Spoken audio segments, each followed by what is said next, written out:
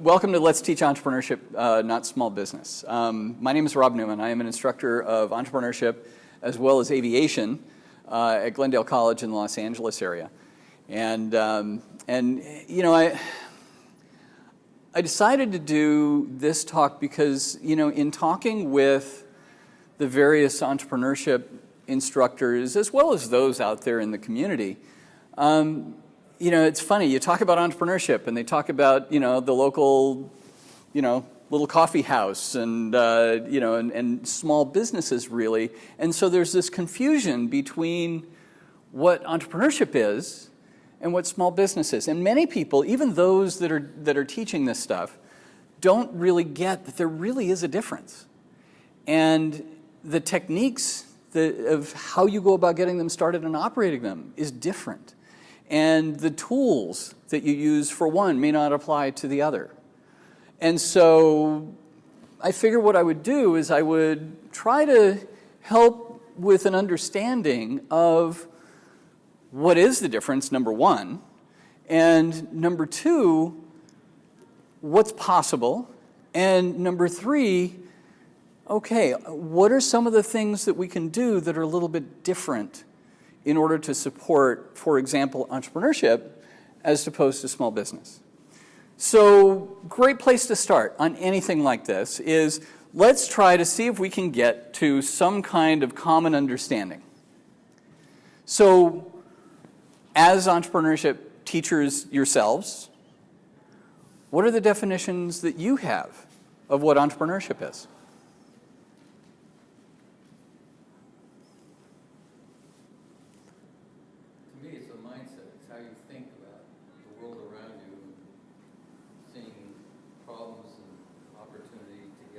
Okay, so a mindset, how you think about it, problems and opportunities. Okay. Anybody else? Taking a risk. Okay, so entrepreneurs take on risk. Idea generation. Idea generation. Okay. Identifying and solving problems. Identifying and solving problems. All those things. Any others? Hacking a living. Hacking a living. In many ways, you're right.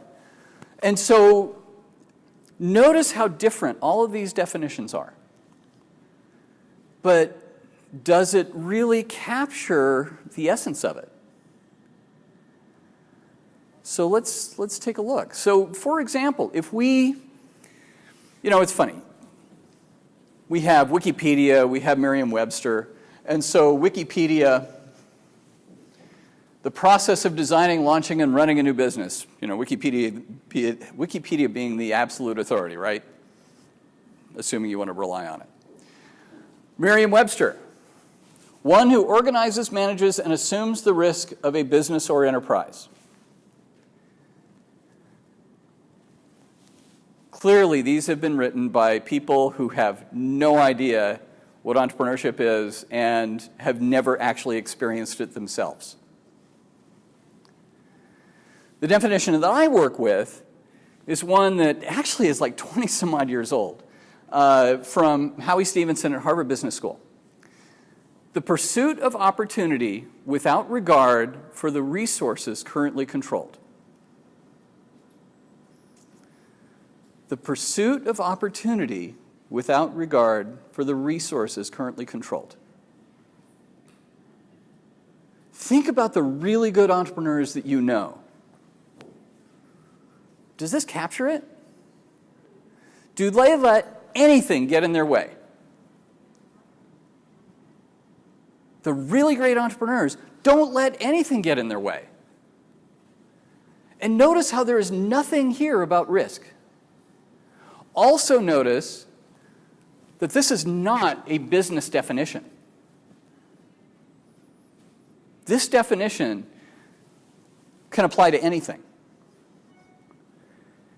And in fact, the way entrepreneurs approach things can be used anywhere. And that's part of what's so powerful about this.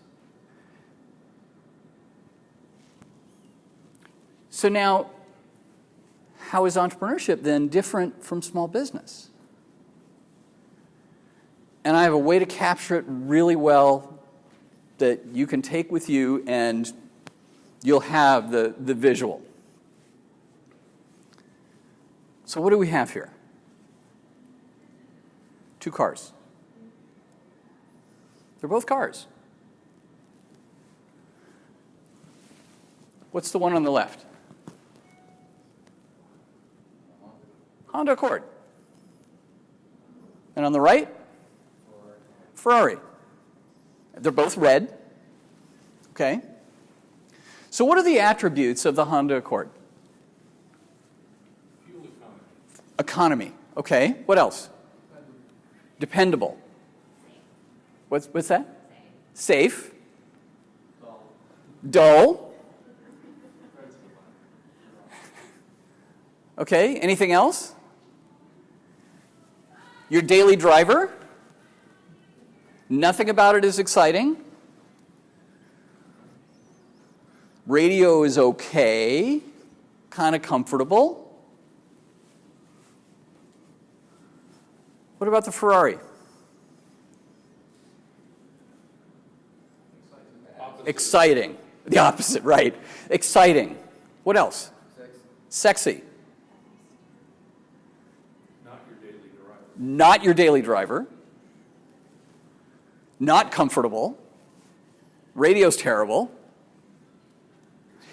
Expensive. Requires a lot of maintenance. Okay, so now these are both purpose-built to be those things. Purpose-built. They don't just exist that way. They're purpose-built to be that way. So now which one's small business and which one's entrepreneurship?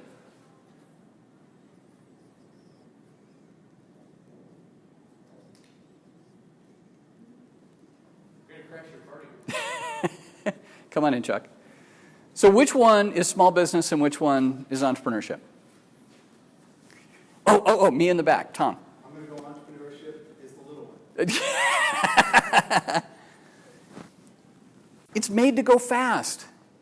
It's made to be exciting. And you know what? The drivers occasionally wrap them around telephone poles. And that's what happens with entrepreneurship sometimes too. This small business is made to be dependable. The daily driver, safe, doesn't do anything particularly exciting. Your entrepreneurial venture, on the other hand, is made to be much more aggressive, made to be driven much more aggressively, made to go faster. It does require more maintenance. It's also higher horsepower. Now, are the skills that you use to drive this really very applicable to that? You also get more speeding tickets. Exciting. Right, that's the exciting. So are the skills that you use to drive this applicable to that? They don't help that much. What about the skills you learn in driving this? Will they help you here? Yeah. Yes? Could you also say that it's higher risk? Much higher risk. Ferrari? Much higher risk. But when we talk about risk, we need to talk about what that risk means. Are we talking about a financial risk? Because when, if we're going to be in finance class and we're talking about risk is just any return that deviates from the expected norm, positive or negative. When we talk about risk in terms of entrepreneurship, what are we talking about? Are we talking about risk of failure? Are we talking about risk of loss of return? Are we talking about risk of being a wild success? So we kind of need to define what that means. And are those necessarily, depending on how you go about defining it, are those necessarily a bad thing? Because whenever you're starting a company, that company exists for a given purpose. And that purpose could be even just to explore a market opportunity. And that's okay. Yes? Risk could be your life savings, or risk could be your family's house. Okay. So now let me address that. So if risk is your house, your life savings, okay. The really great entrepreneurs you know, are they putting their own money on the line? Sometimes, but not very often. Now, there are also ways that you can go about building companies without money, without actually having that money invested up front. And that's bootstrapping. Starting with nothing. And bootstrapping is actually about so much more than just starting a company with nothing. But you know, the essence of bootstrapping is, okay, I'm not investing any money up front, and therefore nothing really happens to any significant degree until I have a sale. And therefore, if I haven't invested anything and everything is dependent on a sale, what are the two things that that does? It forces me to be customer focused. That's a good thing. And number two, if nothing happens until I have a sale, how much financial risk do I have?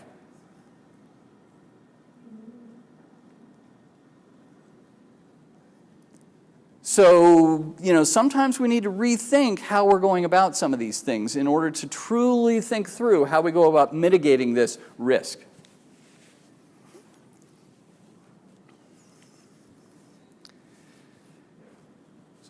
So what are the characteristics of the gig? So we have a scooter, right? Does it go very fast? Are you protected from the rain? Can you carry much? Are you going to drive it for the next 10 years? And so we need to think also about the role that gigging plays as well. It has a role. But let's really think about what the end game is with gigs as well. What does it contribute to? And more importantly, who owns the customer, and therefore who's getting most of the value in the value chain? Are the skills here, the skills that you use to drive the scooter, going to help you with your small business? Or your Honda Accord? Not really. And the skills you use to drive this aren't necessarily going to help you very much driving that. Yet, the things that you learn here are going to translate to here, which then also translate to here. So by teaching the techniques that drive some of that higher growth entrepreneurship and ways to mitigate the risk, for example, we'll talk a little bit briefly about that a little bit later. We now give people the tools to think through, how do I go about taking more control over my destiny? How do I do a better job of building a venture that is much more robust and much more what I want it to be? And in the process, we'll create more jobs, we'll create more economic activity, we'll create people who are more self-empowered. So why do we teach entrepreneurship?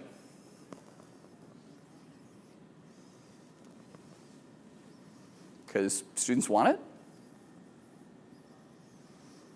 Because it's a valid career path? You know, it wasn't that long ago that people weren't calling it a valid career path. Now it's kind of the sexy thing. Because it's a hot discipline. Why are we teaching it? Let's be explicit. Society needs entrepreneurs. We do. But let's define that a little bit better. So we have some better reasons. Entrepreneurship, at its core, is about self-empowerment. It's about more than just controlling your own destiny business-wise, but it's also about that self-confidence, the knowledge that you can do it, the resourcefulness, the resilience. It's also about economic empowerment and economic mobility. Because when you go to work for someone else, you have to wait until they give you the raise. And maybe you're fully employed, maybe you're not. Yet, with entrepreneurship, Who's in control? You are. You want to make more? You want to change your life? You want to be able to be more flexible to deal with family? You have the power to do that.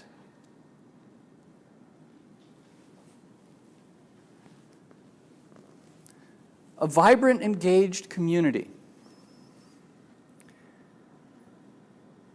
People who are self-empowered have more confidence, and they also start getting more involved in their communities. They become engaged in their communities. They help build their communities. They help fix their communities.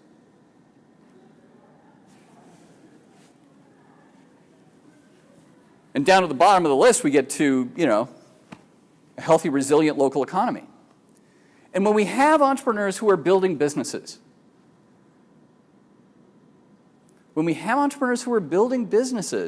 these entrepreneurs are doing it in their local communities, creating local jobs, contributing to the local tax base.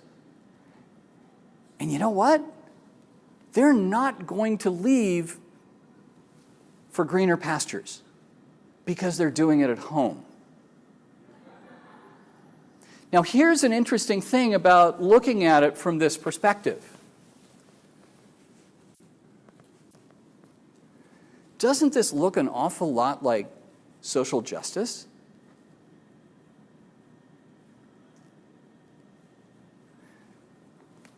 So now we can start looking at this from even an equity perspective, because the communities that need it the most oftentimes have less to start with. And they need the local people to become engaged. So we can talk about the personal empowerment again.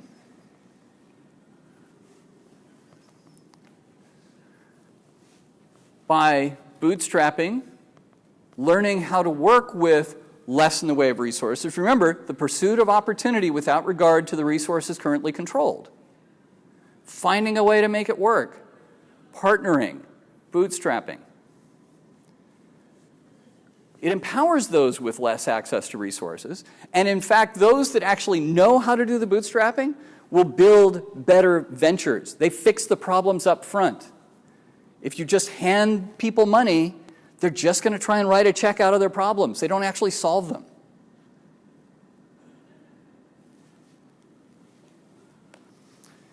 When we are preparing our students to go get jobs,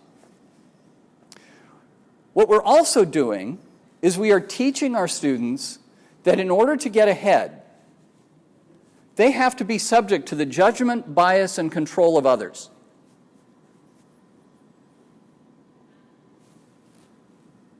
You have to work for a boss. That boss has a boss. There's politics. And when they are subject to the judgment, bias, and control of others, are they self-empowered? Do they have that mobility? Are they going to become self-actualized?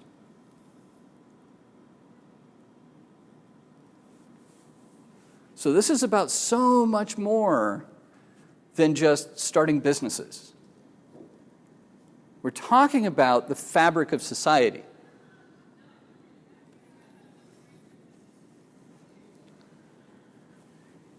You get enough of them together, you get a critical mass, and you have a community that becomes self-empowering. Powerful stuff. Meanwhile, we're just thinking business starts, right? So let's think big. So where is entrepreneurship most valuable in our colleges? We typically think about it as a vertical within the business department. So is it more valuable within the business department or everywhere else? Think about it. We have a business graduate from our college. The day that business graduate goes through graduation, what do they know how to do or sell? Anything? Now, what about those in engineering, computer science, healthcare, visual and performing arts, even liberal arts? Do they have anything that they can do or sell? A lot. And here's the really great thing that we need to get across. That is that they all need each other. They all need it. And they all need each other. We need people to help develop the products. We need people to help sell. We need people to help us see markets and understand the markets. Well, guess what? To understand markets, believe it or not, we need people like historians or history majors. And in order to put together marketing, marketing really is based upon a story. We need storytellers. This isn't just about, all the disciplines in marketing. This is about all of them. So imagine what you could do when you start putting all these people together with all of the functions that need to happen. Thinking of it in terms of the activities and the functions and not in terms of the majors. All right, so we've talked about some pretty big concepts here. But what I want to do is I want to bring you to some actually hard data. Data based upon some really, really high growth companies. So every year, for the past 38, 39 years, Inc. magazine, which is kind of like the Fortune magazine for the entrepreneurial community, Inc. magazine does their Inc. 500 companies. And this is a list of the 500 fastest growing companies, small private companies in the United States each year. Okay, they're measured on 3-year revenue growth from the base year up to the measurement year. Okay, so how many % growth did they have in that 3 years? Just to make the list for 2018, this just came out this month. Just to make the list for 2018, 1,018% for number 500 on the list. Multiplying sales by 10 times just to make the list. Number 1 on the list grew by more than 75,000%. And you would think that with those kind of growth rates, given the popular press and all these things, especially here we are, kind of the north end of Silicon Valley, you would think that they're all IT companies, but they're not. They're actually distributed all over the place. Business products and services, yeah, you've got IT, telecom, and tech. It is relatively significant. You've got consumer products and services, but check this out. We've got financial and real estate, health, government services, retail. Isn't retail supposed to be dying? Construction, others. So this is not just the province of the tech people. Yes, there's technology involved, but it's all kinds of different kinds of businesses. And they're also located all over the country. They're not just located in the tech centers. There's a bunch of them located in the middle of the country that you would not expect to have these high growth businesses.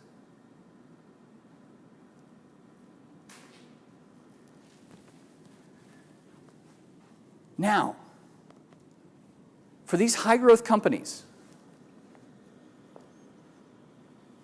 how many of them do you think started with venture capital? What's the typical amount that they've used to start the company? Under 5,000. You've been privy to conversations. You're out. 43% of these companies started with less than $5,000. More than half started with less than $10,000. Don't tell me they have to go raise money in order to do this stuff. They're showing that they can do it. This is real. This is not, I think somebody can do this. I mean, you don't even get into the realm of professional investment until you start getting up here. Most of that pie is just people's investments or starting small. My startup right now, I'm in the middle of a startup right now. It's a bootstrap. My server is a 7-year-old donated computer that we maxed out the RAM on and put a bigger hard drive in. Do you need a brand new $10,000 server? No, we're going to let the customers pay for that through sales. If I'm not investing the money, how much financial risk do I have? We need to rethink how we're going about doing, teaching our students to do these things. Now, of these companies, yes, some of them grew and they took some money along the way. But what's interesting is that for all of these high-growth companies, almost 3/4 turned down venture capital.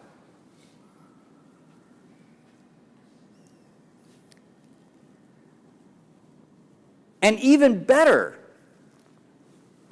69% are doing it with all internal cash flow. How do you support that kind of growth with all internal cash flow? By understanding your cash cycle and structuring your business in such a way that it generates cash, doesn't suck it up,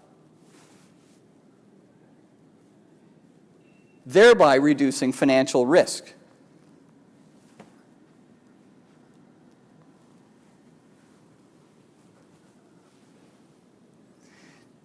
Now, this is also not the province of all MBAs from big schools either. Some of them didn't even finish high school. I mean, you've got, 19% that maybe made it up through community college? Doable. In fact, when I show this in my classroom, I'm asking my students, do you see yourself in this picture? And as I'm going through these statistics with them on the first night of class, I'm constantly asking them, do you see yourself in here? And by the end of the night, I've got them going, yes. They need to believe that they can do it, and we need to give them the mindsets, the tools, and the approaches to do that.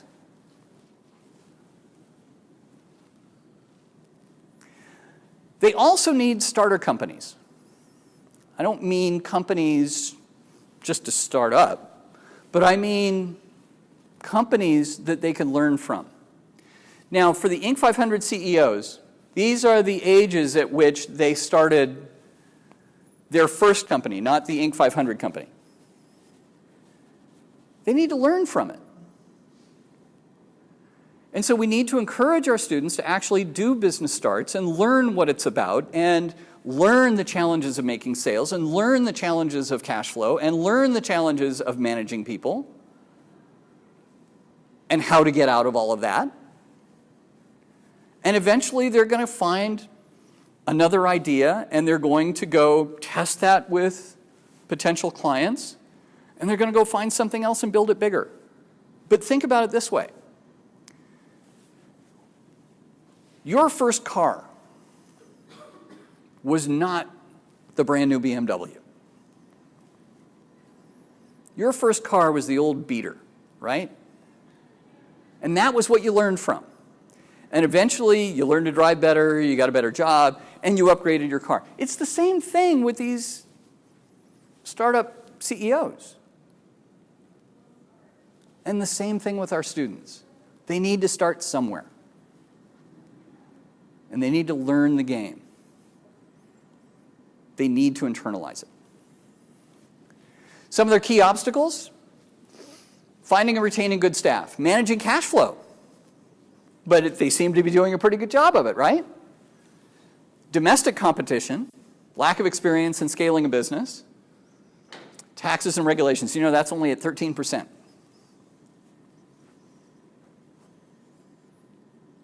Now, we have a role to play here with the finding and retaining good staff as well.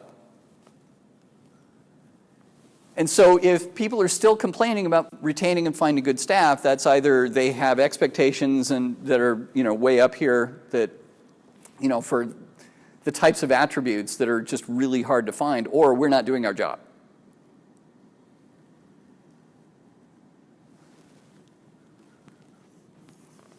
Okay, this one, prior family entrepreneurs. Okay, parents, I'm the first, grandparents, aunts, uncles. You know, people look at this kind of a distribution and they say, entrepreneurs are born. I look at this and I say, exposure. They need exposure. They need people who can show them the ropes.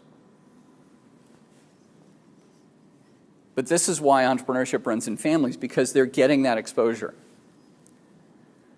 And parents can only advise on things that they think they know something about. But parents, in many cases, have jobs, don't have any exposure to the life of an entrepreneur. They think it's like one click off of diving without a parachute.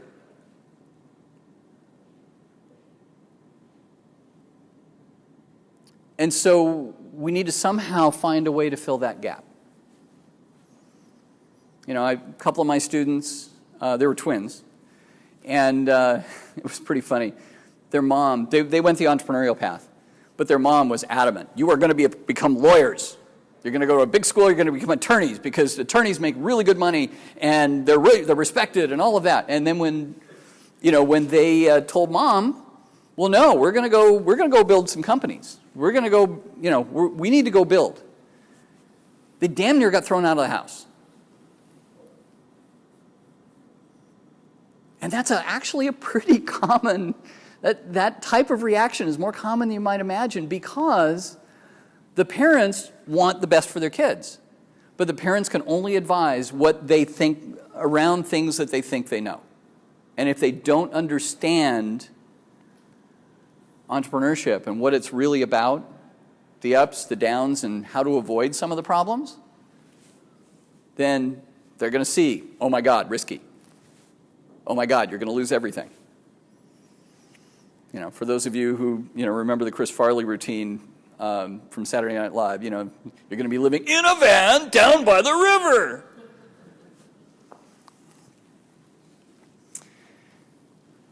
So what traits make for a successful entrepreneur? This is from the Inc. 500 CEOs.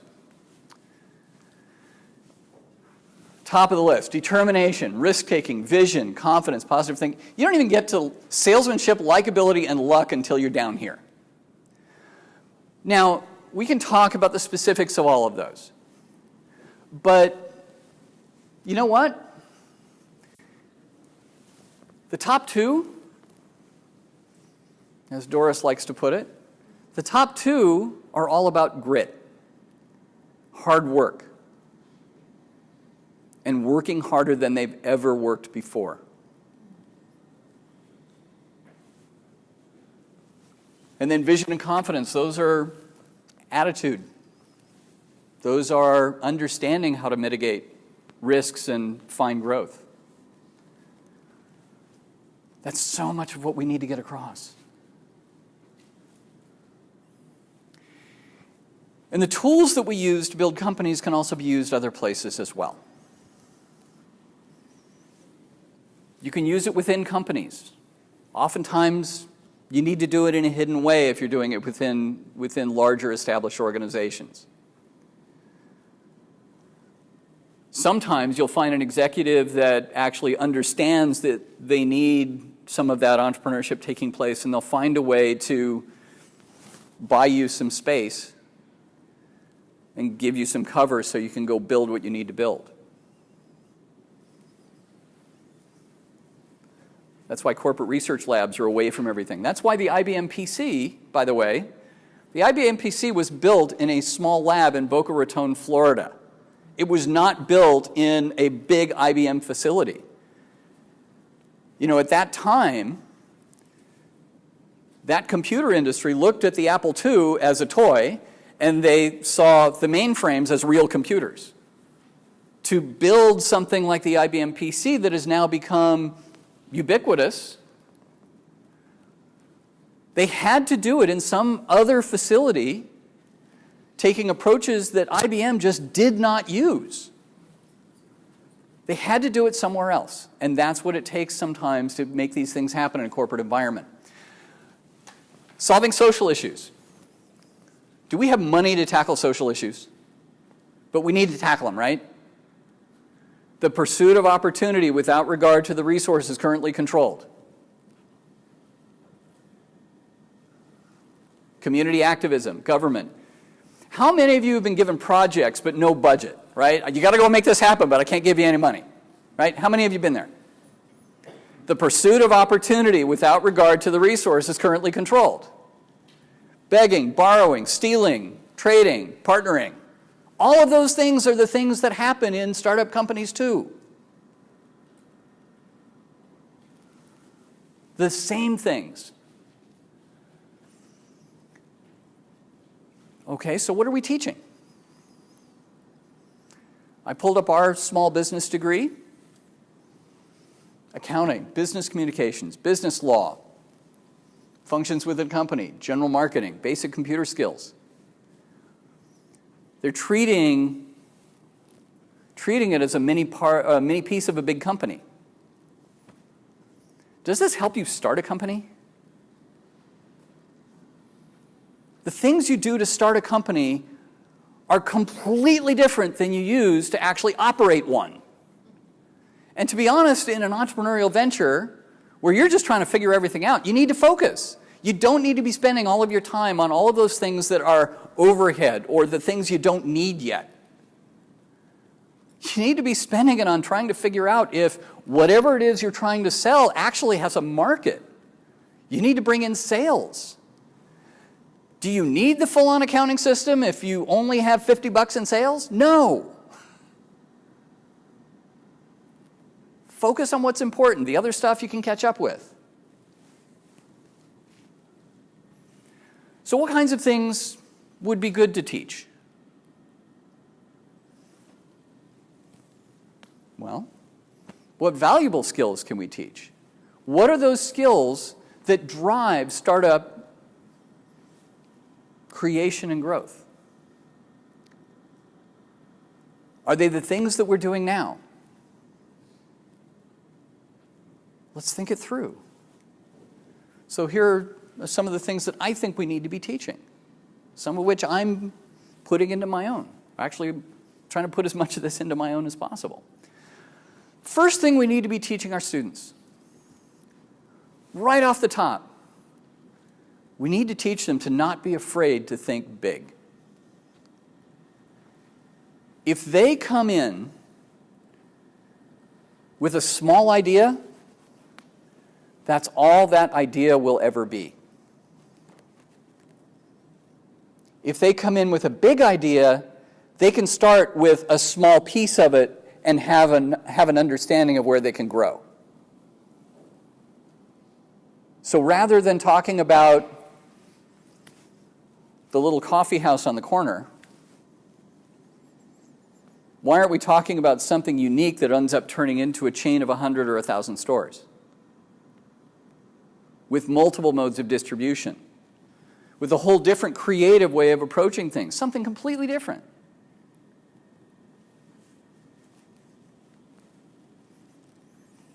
Opportunity recognition. All too often, our students come in and say, I want to build this really cool app. Or, whatever it is, they've got an idea. But are they really solving a problem? We need to hammer on that solving a problem. I had one of my students on Monday challenging me on that. Well, but I'm not solving a problem. I just want to sell something.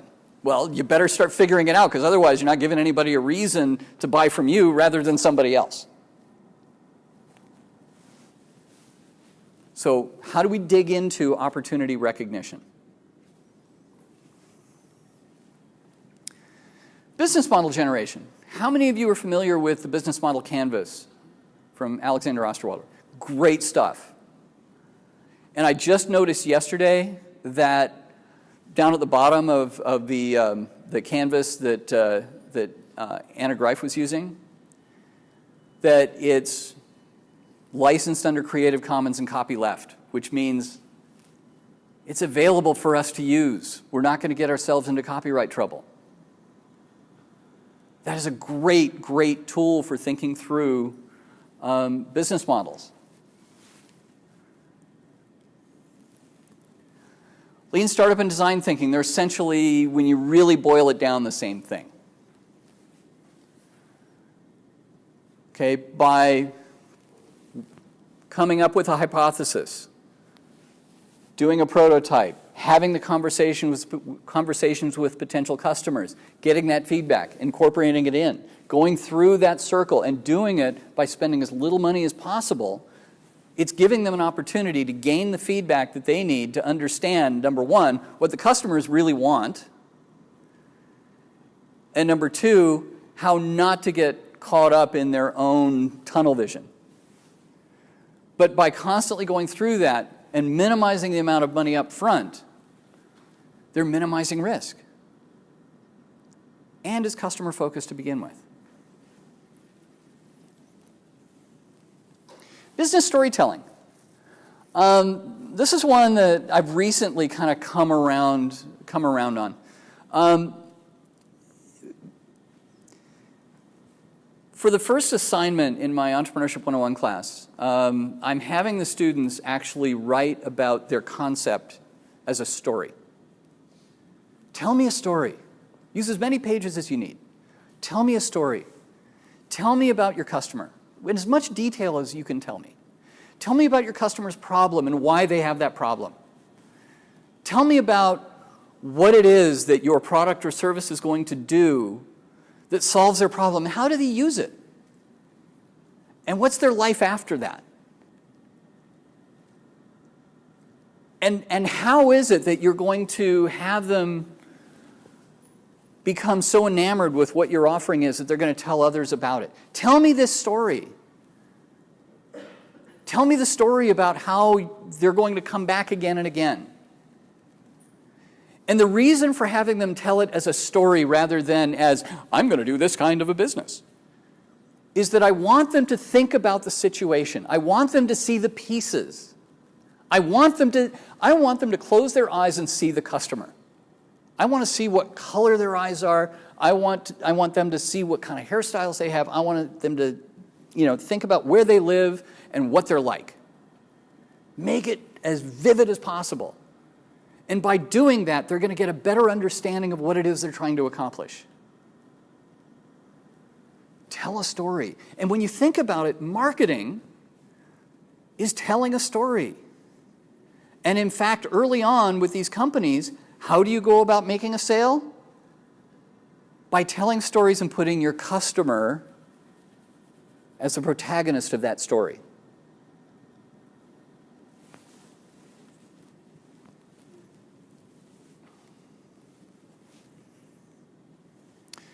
Entrepreneurial marketing. The tenets of marketing are the same. However, the way entrepreneurs go about doing their marketing is different. They're more resourceful. But with entrepreneurs, it's not about how do I get the message out. I mean, that's a big part of it. But it's also about how do I learn as much as I can engaging in a conversation with the customer. It's a conversation. And it's the little comments that you get from the customer from those conversations that really tell you the most. The things that go flying by give you the insights. True entrepreneurial marketing has that feedback component built in. Yeah, you can do your A/B testing and social media and all of that stuff. But how much do you really understand your customer? All you're doing is working numbers at that point. But do you really understand what's driving that customer? Do you really understand how you're going to engage that customer? They need to understand that as absolutely strongly as possible. Bootstrapping. Bootstrapping is about so much more than starting with no money. It focuses a company. It focuses you on what is absolutely the most important. And if you need to somehow pay the bills, that is also the fastest way you're going to get to sales. And by bootstrapping, you also structure your company in such a way that your cash flow doesn't dig you into a cash hole. You're developing it in such a way that you have positive cash flow, even in growth. But it is 100% by definition customer focused.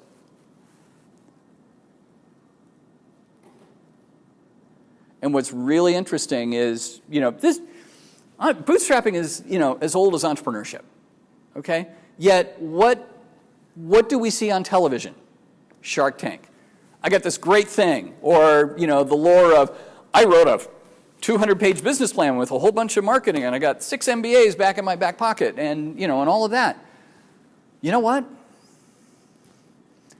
Everything in that business plan is a hypothesis stated as fact. And they haven't solved the problems. With bootstrapping, you're going to solve the problems to begin with. And nothing happens in the company, no money is spent in the company until you have a sale.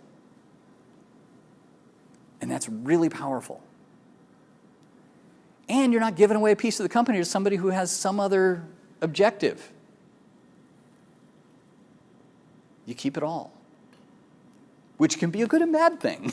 Sometimes you need that investor looking over your shoulder to kind of say, well, you're kind of heading off the rails here. We need to get it back. Or seeing things that you haven't. But you can also have friends and advisors and other entrepreneurs who can help you with your network. Speaking of networks and communities, how much are we really trying to encourage our students to maintain a community among themselves? Because entrepreneurs need like people to interact with, to cry on a shoulder, for advice. People who understand what they're going through. We need to develop these communities within the school and outside the school. And I don't mean just some networking event, because you put something out there about a networking event, you're going to get people, selling insurance and real estate, okay? You need to make sure that it's people who are truly building companies. Because ultimately, relationships are built not through texts. Relationships are built by looking someone in the eye and shaking hands and telling stupid stories. And they need to learn to do that. They need to build those networks. Those networks are going to be a huge support. Flexible business planning. I haven't figured this one out yet. I've written a lot of business plans. Okay, I've written more than most people have ever seen. And again, business plans, you write them down. It's a bunch of hypotheses stated as fact. You got this whole thing, just add money and we'll all be rich. And it doesn't work that way. No business plan has ever survived the first contact with customers. And so I need to try and figure out how we come up with some type of a flexible business planning process that recognizes that, you've got a core set of things that are important that need to be tested, and you've got a bunch of other ideas around it, and you're not locking yourself into a bunch of hypotheses that really are just hunches. Probably a good place to start is Osterwalder's, his canvas. Action orientation. We all know this one. They've just got to get out there and do it, but we need to really push them on that. Because they need to understand that the only thing in their way is them.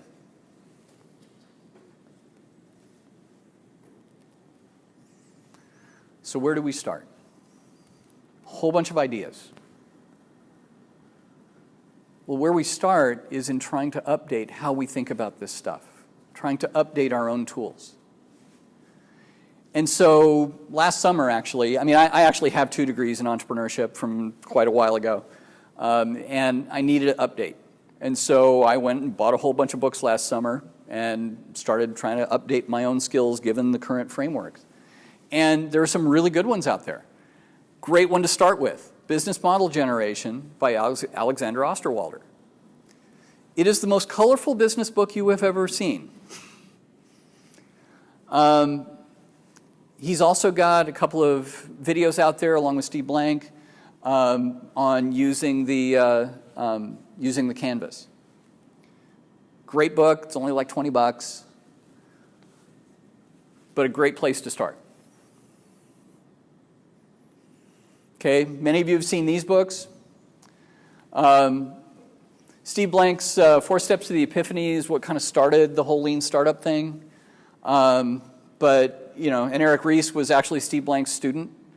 But these two, keep in mind that when you're talking lean startup comes from an engineering approach. And so the biases they have and the filters that they use when they're talking about it and thinking about it is very much from a Silicon Valley engineer's perspective, which a Silicon Valley engineer's perspective is a different perspective than an engineer pretty much anywhere else. And so understand that you can't just take these things as they are and have them apply anywhere. Something that probably gets a little more to the core of it is Tim Brown's Change by Design. He was the CEO of IDEO, a design firm here in Palo Alto. Very much design thinking. It's all about the design thinking.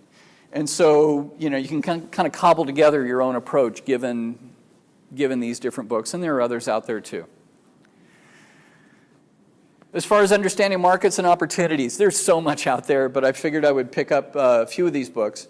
Crossing the Chasm, Jeffrey Moore's, this thing's been around for a long, long time, and it's great for understanding that, okay, my market is, am I dealing with innovators? Am I dealing with early adopters? Am I dealing with early majority, late majority, or the hell no, we won't goes? And just kind of understanding that. It's kind of an element of market evolution, or at least market penetration evolution. The innovator's dilemma, though, deals with how markets change and how innovation can attack a company from below, and you can use some of that thinking to help entrepreneurs understand how they can, get into a market, but also how they can lose that market. Blue Ocean Strategy, a lot of detail in there. But it's the concept of Blue Ocean Strategy that really makes a lot of sense. Marketing is based upon, our marketing classes and the techniques that we have for marketing are based upon the whole concept of we live in a world of competition, right? Where should entrepreneurs be? Where the competitors are not. They need to be defining entirely new markets, hence the blue ocean. There are blue oceans and there are red oceans. The red oceans are the ones where the competition is, where everybody's fighting for that last little bit of market share. Entrepreneurs, on the other hand, need to be going out and chasing an entirely new market that no one else has really quite figured out yet. And as a startup business, their focus shouldn't really be on the competition so much as they need to go build sales and figure out who they can serve that has unmet needs. And that's the blue ocean. Finally, talking to humans, I actually assigned this one in my class. You can actually get it online for free now from talkingtohumans.com. It's about 80 pages. It has cartoons. But it actually leads the students through the process of actually going out and talking to potential customers. Oh my God, you mean I have to talk to people? And it helps lead them through that process, and so they understand that process. It's an easy read. They'll read it in a day. They'll probably read it in about 2 or 3 hours if they don't pick up their phone. Business storytelling. How many of you have heard of the book Slideology by Nancy Duarte? Nancy Duarte, okay, Slideology is actually her big book and the one that people know about. Nancy Duarte is up here. She has a company that specializes in putting together corporate presentations. And she actually was the one who put together the slide deck that became An Inconvenient Truth. Well, this is the second book she wrote, which actually is a prequel to Slideology, and it actually talks about business storytelling and actually takes business storytelling and tries to look at it partially through the filter of the hero's journey. So it could be really powerful. And then Made to Stick by the Heath brothers. Made to Stick is all about how do you go about telling a story and talking about things and making it engaging so that people actually remember it. So telling a story is one thing, but getting people to remember it is something else. And so what are some of the things that you can do with that? Many of you are familiar with Who Owns the Ice House? And so it's, if you haven't done the Ice House training, I do recommend it. They've got a lot of tools for teaching it. I actually teach it in a whole different way than what they advocate in the training. I teach it more as a history class, or at least for the portion that we do with the book. But it's actually the first thing that I saw that really kind of broke down that entrepreneurial mindset into some kind of a real understandable framework, in this case, 8 different mindsets. And then if you're looking for something to take you through step-by-step the process, you've got Bill Owlett's, Disciplined Entrepreneurship. The things that he does in here are good things. He does know what he's doing. He's from MIT. I don't really subscribe to doing things in such a step-by-step process. For me, it's got to be a little more organic. But if people need that, somebody to take them through the step-by-step, and they really feel they need that, it's actually not bad. So, so a way for us to kind of update some of our thinking. You don't just need to hear it from me. You can actually go and make your own opinions with all of this stuff. So that brings us to the end of the slide deck. Thoughts?